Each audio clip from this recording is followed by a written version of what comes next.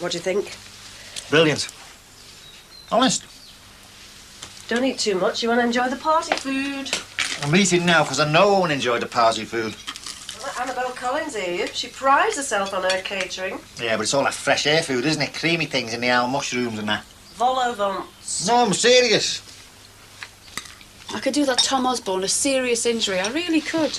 And our dry rot expert. Turns out to be a maintenance man from Frank's works.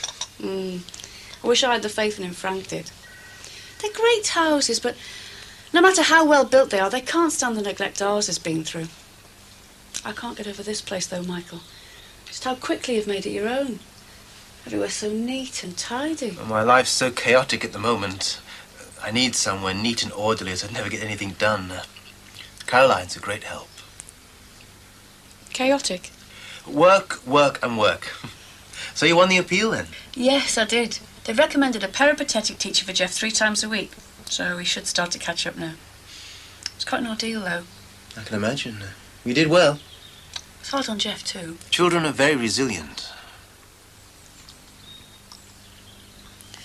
Is it very hard starting a new practice up, Michael?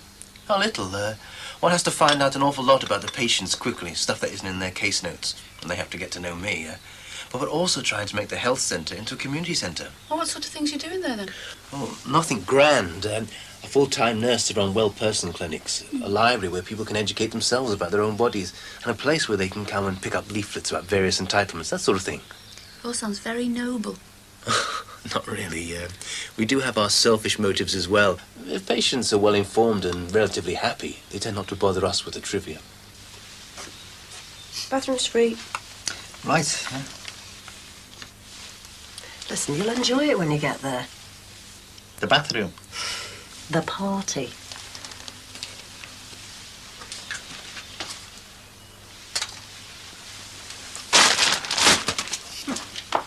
As Michael says, if the public are educated about the trivia, well, then they can cope and not bother the doctors. So it sounds so sensible to me. You want to see the state of the place, Frank? It looks as though he's lived there for years, and everything's so clean and tidy and peaceful. Have you any idea where my lecky razor is? What's up with you? Chris, you only went over to use his toilet. You've gone for over half an hour, then you come back with his life story. God knows what you would have found out if you went for a bath. Oh, when can I have a bath? I know it's inconvenient, and I know it's a pain to have to do without a bathroom for 2 days, but the job's got to be done. And done properly? And done properly. So if you all have a little bit of faith and patience in Lenny, who I'm sure is doing a first-class job, the house will be right in a couple of days. We hope.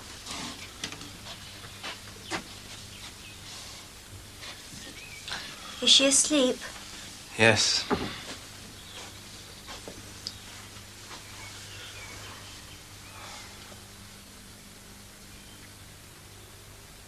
Are you all right?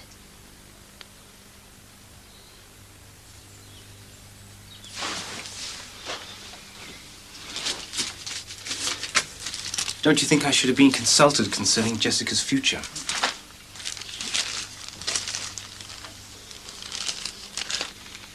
It isn't like that, Michael. You know it isn't.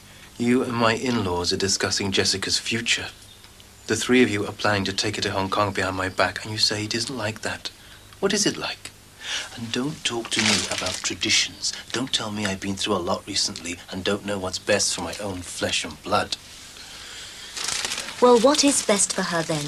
You work very long hours. She sees you in the morning as you rush her off to school on your way to work.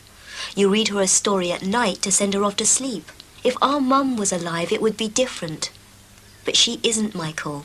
In Hong Kong, Jess will have a large and caring family. I do my best for her. I know I'm very busy at the practice, but it'll ease off eventually. How could you think for one moment I'd let her go? It was just a possibility. I know how much you care about her. And I know you've moved here to start afresh. But is a garden and space enough? I just wanted to discuss it with Maylin's parents. What's wrong with that? What's wrong is not consulting me first. How do you think I feel when I receive a letter like this? Then, Michael, I'm sorry. But you just have to be here more so Jess can be with you. You know how I feel. And you know I'll do everything I can to help. But I'm not Mei Lin. And you just have to face it. Life isn't going to be the same as if she was still here. There's dust everywhere, and that fluid stinks. It's going to be worth it in the long run, Chris. Who'd have thought? A 4-bedroom detached house. Can't believe it. Yeah, well, I still can't believe it myself. You promised me you wouldn't do anything like this again. How often are we going to buy a house? Dad, Lenny wants to see it. He's finished. Ask him how long the house is going to stink of it. It's going to be all right, love. And where are you going? Nisha's. I'll see you later. Sammy, how late? Dunno, not late. I'd like a proper time, please, Sammy, so that I don't have to worry. Well, if I give you the proper time, you'll only worry if I'm a bit late. Don't get smart, miss. I'd like to know what time you're coming home. About 10:30. You make it 10, and not a minute later. Right, Dad? Spot on. 10 then. Good. See ya. How will the Joys manage with the child? We're taking in turns to look after her.